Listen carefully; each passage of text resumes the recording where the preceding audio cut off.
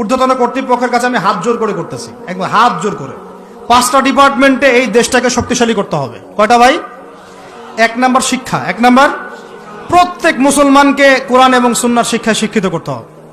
আমি অন্য ধর্ম নিয়ে কথা বলছি না, তারা তাদের মতো দিন পালন করুক। লাকুম দীনুকুম ওয়ালিয়া দিন, লাকুম দীনুকুম ওয়ালিয়া দিন। তারা তাদের ধর্ম পালন করে করুক, আমাদের কোনো মাথা ব্যথা নাই।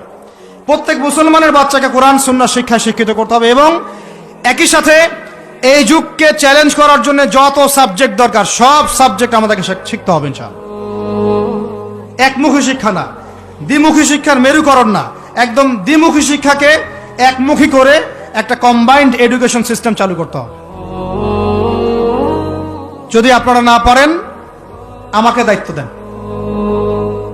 আমাদেরকে বলেন যে ভাই বা ছোট ভাই, তোমাকে আমি 1 বছর সময় দিলাম, শিক্ষার বিষয়গুলো গোছায় দাও।